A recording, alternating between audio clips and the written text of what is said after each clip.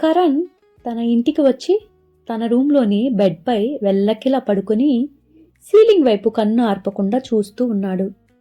అతని మెదడు అంతా తాత మరియు తన తండ్రి అన్న మాటలే గుర్తుకు వస్తున్నాయి. 2 సంవత్సరాల క్రితం వరకు హ్యాపీగా ఉండే ఫ్యామిలీ వాళ్ళది. హాయ్ గైస్, భవానీ భవీస్ లాక్డ్ హార్ట్.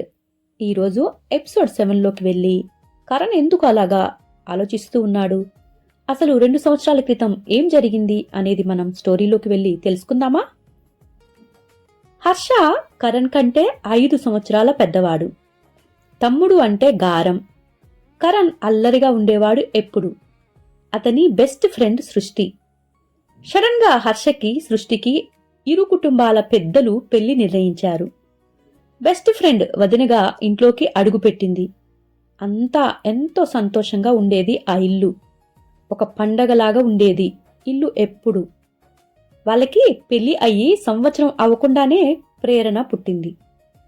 ప్రేరణ పుట్టిన దగ్గర నుండి ఇల్లు మరింత సందడిగా మారిపోయింది. బిజినెస్ ట్రిప్ కోసం వెళ్తూ సృష్టిని వెంట పెట్టుకుని వెళ్లాడు హర్ష. 2 సంవత్సరాల ప్రేరణని వదిలి వెళ్లారు. తిరిగి వచ్చేటప్పుడు వీళ్ళు వస్తున్న ఫ్లైట్ కూలిపోయింది. ఒక్కరి బాడీ కూడా మిగలలేదు. అంతా కాలి బూడిద అయిపోయారు. త్వరగా వచ్చేస్తాం అని వెళ్లిన వాళ్ళు తిరిగి రాని లోకాలకి వెళ్లిపోయారు. ప్యాసింజర్ లిస్టు ప్రకారం సృష్టి హర్షలు చనిపోయినట్టు నిర్ధారించేశారు. ఒక్కసారిగా ఆ వార్తతోటి ఇల్లు శ్మశానంలా మారిపోయింది. మమతా గారికి షాక్తో హార్ట్అటాక్ కూడా వచ్చేసింది. అప్పుడు చిన్నారి ప్రేరణకు అన్నీ తానే అయిపోయాడు కరణ్. తనను ఎంతో ప్రేమించిన అన్నయ్య, ఎన్నో సంవత్సరాల నుండి బెస్ట్ ఫ్రెండ్ సృష్టి ఇద్దరూ ఒకేసారి దూరం అయ్యేసరికి ఒంటరివాడైపోయాడు కరణ్. అందుకే అల్లరి కరణ్ ఇప్పుడు సీరియస్గా ఉంటున్నాడు. ఇప్పుడు బంధాలు అంటే భయము అతనికి. దగ్గర అయ్యి అలవాటు పడ్డాక దూరం అయితే తట్టుకోవటం కష్టం. అప్పటి నుండి ఫ్రెండ్స్ని కూడా చాలా అంటే చాలా హద్దుల్లో పెట్టేశాడు. కాసేపట్టికి ఇవన్నీ ఆలోచించుకుంటూ మగతగా నిద్రలోకి జారుకున్నాడు కరణ్. ఇక ఇటుపోతే పర్ణిక రెడీ అయిపోయి, అమ్మా నేను వెళ్ళి వస్తాను అంటూ ఆఫీస్కి సిద్ధమైపోతుంది. మధ్యాహ్నం లంచ్ చెయ్యి, మందులు వేసుకో అని చెప్పేసింది. అబ్బా ఆపవే, రోజు చెప్పి చెప్పి విసుగు రావటం లేదా నీకు? బస్ మిస్ చేసుకుంటావు, ఇక బయలుదేరు అన్నది వాళ్ళమ్మ. పర్ణిక నవ్వి సరే సరే అమ్మా, బాయ్ బాయ్ అని బస్ స్టాప్ వైపు అడుగులు వేసింది. కాసేపటికి బస్ వచ్చింది. బస్సు ఎక్కి స్వప్న దగ్గరికి వెళ్లి కూర్చుంది. పరి అని స్వప్న పిలవగానే అని పలికింది. ఈరోజు మన ఆఫీస్కి కొత్త సీఈఓ వస్తున్నారట కదా అన్నది. అవును, నిన్నే చెప్పావు కదా, ఏమిటిప్పుడు అన్నది. అదే అతను చాలా యంగ్ అండ్ హ్యాండ్సమ్ అట అన్నది. నీకెవరు చెప్పారు అని పరి స్నేహని అడిగింది. అది అది ఎవరో చెప్పారులే, అవన్నీ నీకెందుకు అని కొంచెం నసుకుతూ స్నేహ పరికి ఆన్సర్ చేసింది. పర్ణిక సీరియస్గా స్నేహ వైపు ఒక చూపు చూసింది. మేడం పరి, నువ్వు అలా చూడకు, చెప్పింది వాడేలే అన్నది. నీకు చాలాసార్లు చెప్పాను కదే వాడితో మాట్లాడుకు అని అంటూ పర్ణిక కొంచెం కోపంగా స్నేహను అడిగింది. ఓకే ఓకే, ఒక్కసారి కట్ చేస్తే ఫీల్ అవుతాడు కదా, అయినా వాడి వల్ల మనకి న్యూస్ తెలుస్తుంది కదా అన్నది స్నేహ. ఏడ్చావులే, వాడు చెప్పకపోతే మనకు తెలవదా ఏంటి? తొందరగా తెలియకపోతే తర్వాత తెలుస్తుంది, ఏముంది దానిలో నష్టం అని కొంచెం పర్ణిక తనని గద్దిస్తున్నట్లు అడిగింది. సరేలే ఇక ఆపు నీ క్లాస్, అసలు నువ్వు టీచర్ అయి ఉంటే బాగుండేది, పిల్లలకి క్లాస్ బాగా చెప్పేదానివి అని స్నేహ కొంచెం ఆట పట్టించినట్లు అడిగింది. హిహిహి, జోకా, నవ్వు రాలేదు నాకు అన్నది పర్ణిక. నేనేమి జోక్ చేయటం లేదు, అది వదిలేయి. కొత్త సీఈఓ వస్తున్నారు కదా, కొంచెం నీ గెటప్ మార్చుకుని రావచ్చు కదా ఈ రోజైనా అన్నది. ఎందుకు, నాకేం తక్కువ, నేను ఇలాగే ఉంటాను అని పర్ణిక అన్నది. అంటే first impression is best impression అంటారు కదా అని కొంచెం నసుగుతూ అన్నది. ఆయన ఏమైనా నన్ను చూసుకోవటానికి వస్తున్నాడా ఏంటి, నేను తన ముందు ఫస్ట్ ఇంప్రెషన్ కొట్టేయటానికి అని కొంచెం విసుగ్గా పర్ణిక స్నేహతో అడగగానే, నిన్ను చూసుకోవడానికి లేదులే, ఏదో కొంచెం బాగా రెడీ అయితే బాగుంటుంది కదా అని అన్నది స్నేహ. ఆయనకు నచ్చాల్సింది మన వర్క్, మనం కాదు. వర్కర్స్ గెటప్తో పనేముంది తనకి అన్నది. ఇక తల కొట్టుకుంటూ, సరే సరే కర్మ, నీకు చెప్పాను చూడు, నువ్వు ఇలానే ఉండు పాపా, నేను నిన్ను మార్చలేను అన్నది. స్టాప్ రావడంతో ఇద్దరు మాటలు ఆపి బస్సు దిగుతారు. స్వప్న టాపిక్ డైవర్ట్ చేసి, సరే కానీ వేరే ఏదో మాట్లాడుతుంటే పర్ణిక వింటూ ఆఫీస్ వైపు అడుగులు వేసింది.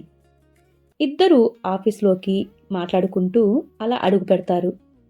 ఆఫీస్ ఏమో తలతలా మెరిసిపోతుంది. ఆఫీస్లో అమ్మాయిలందరూ అందంగా రెడీ అయిపోయి వచ్చారు ఆ రోజు. పర్ణిక వాళ్ళని చూసి, స్వప్న చెవిలో, చూసావా, వాడు అందరితో టచ్లో ఉంటాడు, నీకొక్కదానికే చెప్తున్నాడు అని అనుకుంటున్నావు అన్నది. స్నేహ కూడా అందరిని చూస్తూ, హా నిజమేనే, వేస్ట్ ఫీలో వాడు అన్నది. విచిత్రంగా అందరూ రెడీ అయిపోయి వచ్చేసరికి ఇద్దరూ ఇక తమ ప్లేసెస్కి వెళ్లి సిస్టమ్ ఆన్ చేసి కూర్చున్నారు.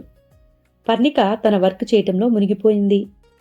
స్వప్న అటు ఇటు చూసి పర్ణికకి దగ్గరగా తన చైర్ని జరిపి, పరి, ఆ యమునని చూడు ఎలా రెడీ అయ్యిందో, బ్లాక్ చమ్కీల చీర కట్టుకుని దానికి తోడు దాని ఎర్ర లిప్స్టిక్ ఒకటి కోతి మూతిలాగా ఉంది అనింది పక్కన ఉన్న అమ్మాయిని చూపిస్తూ.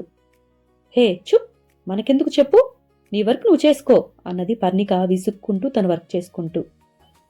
వీళ్ళని చూసి ఎలా వర్క్ చేసుకొని చెప్పు, ఆ తయారు చూసావా ఎలా రెడీ అయిపోయిందో, ఎలా ఫోజు కొడుతుంది చూడు, ఆ సీఈఓ వచ్చి రాగానే దీని అందం చూసి కళ్ళు తిరిగి పడిపోతాడు అన్నట్టు బిల్డప్ ఇస్తుంది, అది దాని గెద్ద ముక్కు అని మరొక అమ్మాయిని చూసి నవ్వుతూ ఉంది. పర్ణికకి నవ్వు వచ్చింది. నీ బాధ ఏంటే ఇప్పుడు, వాళ్ళు రెడీ అయ్యారనా లేక అంటూ పర్ణిక అడగబోతుంటే, కాదు కాదు, వీళ్ళందరికంటే నువ్వు చాలా బాగుంటావు, నువ్వు రెడీ అవ్వలేదు అని నా బాధ, నూనె డబ్బా నెత్తి మీద గుమ్మరించుకొని వచ్చినట్టు జిడ్డు ముఖంతో వచ్చావు అన్నది పరీని చూస్తూ. రామ రామ, నేనెప్పుడు వచ్చాను నీ స్క్రిప్ట్లోకి అని మరలా పర్ణిక తను వర్క్ చేసుకుంటూ మాట్లాడుతూ ఉంది. నువ్వు వచ్చి చాలాసేపు అయిందిలే, కుంగ మొఖాలు చూడు అలా రెడీ అయితే నువ్వేమో ఇలా వచ్చావు అంటూ పర్ణికకు జిడ్డుగారుతున్న నూనె జుట్టును పట్టుకొని చూపిస్తూ చెప్పింది. నువ్వు వచ్చి చాలాసేపు అయింది కదా, అబ్బా నువ్వు రెడీ అయ్యావే కదే, నన్ను వదిలేయి ఇక అంటూ విసుక్కుంటూ తన పని తను చూసుకుంటూ ఉంది పర్ణిక. స్వప్న మూతి ముడుచుకొని కూర్చుంది. కాసేపటికి మేనేజర్ వచ్చి కొత్త సీఈఓ వస్తున్నట్లు బొకే ఇవ్వవలసిన వాళ్ళు వచ్చి మిగిలిన వాళ్ళు ఎవరి స్థానంలో వాళ్ళు ఉండమని చెప్పి బయటికి వెళ్ళిపోయారు. వెల్కమ్ చెప్పవలసిన వాళ్ళు ముందుగానే నిర్ణయించటం వలన వాళ్ళు మేనేజర్తో పాటు బయటికి వెళ్లారు. మిగిలిన ఆడవారు తమ మేకప్ కిట్ తీసుకుని గబగబా టచ్అప్ చేసేసుకుంటూ ఉన్నారు. స్వప్న వాళ్ళని చూసి తిట్టుకుంటూ ఉంటే పర్ణిక నవ్వుకుంటూ వర్క్ చేసుకుంటూ ఉంది. కాసేపటికి బయట సందడి సందడిగా వినిపిస్తుంది. ఆఫీస్లో ఎంప్లాయీస్ అందరూ ఆతృత పట్టలేక డోర్ దగ్గరికి వెళ్లారు. వాళ్ళని చూసి స్వప్న లేస్తోంది. పరి రావే, మనం కూడా వెళ్దాం అని పిలిచింది. నేను రాను, నువ్వు వెళ్ళు అన్నట్లు పరి తన వైపు చూడకుండా తన పని తను చూసుకుంటుంది. కొత్త సీఈఓ వచ్చినట్టు ఉన్నాడే, అందరూ చూస్తున్నారు అని మరలా హడావుడి చేస్తుంది తను. ఇక్కడ వరకు వచ్చినవాడు లోపలికి రాడా ఏంటి, అటు నుండి అటు పోతాడా అని అన్నది పర్ణిక తల ఎత్తకుండానే. సరే నువ్విక్కడే ఉండు, నేను వెళ్తాను అంటూ తను అక్కడికి వెళ్ళిపోయింది స్వప్న. కొత్త సీఈఓ లోపలికి అడుగు పెడతాడు. అతను చూసి షాక్ అయిపోయింది స్వప్న. అతను లోపలికి రాగానే అందరికీ వెల్కమ్ చెప్తూ ఉన్నారు. అప్పుడే లేచి నిలబడింది పర్ణిక కూడా. అతను వచ్చి రావడంతోనే అంతా ఒకసారి చూశాడు. అందరూ ఎంట్రన్స్లో ఉంటే ఒక్క అమ్మాయి మాత్రం వర్క్ చేసుకుంటూ ఉంది. అందరూ విష్ చేస్తున్నా పట్టించుకోకుండా పర్ణిక దగ్గరికి వచ్చి నిలబడ్డాడు అతను. తన ముందు బ్లాక్ షూ ఆగటం చూసి తల ఎత్తి చూసింది. అతను ఆమెని సీరియస్గా చూస్తూ ఉన్నాడు. విష్ చేయలేదు అనేమో అని అనుకుంటూ గుడ్ మార్నింగ్ సార్, వెల్కమ్ అని అన్నది. అతను ఆమెను ఒక్కసారిగా తేరిపార చూసి ఆమె కళ్ళకి ఉన్న కళ్ళజోడు తీసి చేతిలో పట్టుకుంటాడు. పర్ణిక షాక్ అయిపోతుంది. అందరూ అందం పెంచుకోవాలి అని అనుకుంటారు, మీరు దాచుకోవాలి అని అనుకోవటం విచిత్రంగా ఉంది. మీ కళ్ళు చాలా బాగున్నాయి, స్పెట్స్ పెట్టుకోవద్దు అని మేనేజర్ వైపు చూసి నా క్యాబిన్ చూపించండి అని అన్నాడు. అతను వెళ్ళిపోయేంతవరకు పిన్ డ్రాప్ సైలెన్స్గా ఉంది అక్కడ. అతను వెళ్ళగానే కోలాహలంగా మారిపోయింది.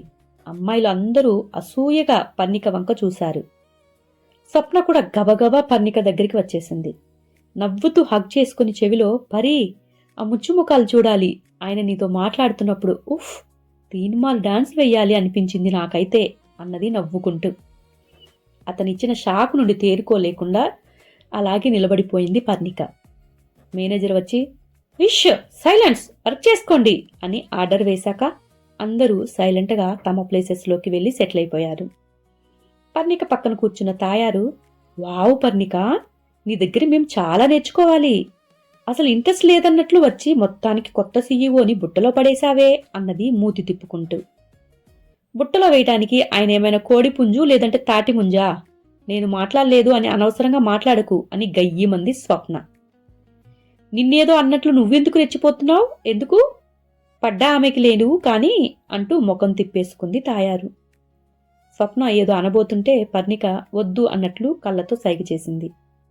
సార్ నీతో మాట్లాడారు అని కుళ్ళిపోతున్నారు వీళ్ళంతా అంటూ స్వప్న పర్ణికతో అనంగాల్నే పర్ణిక మౌనంగా అతని గురించే ఆలోచనలో పడింది. ఎందుకు తనతో మాట్లాడా అని.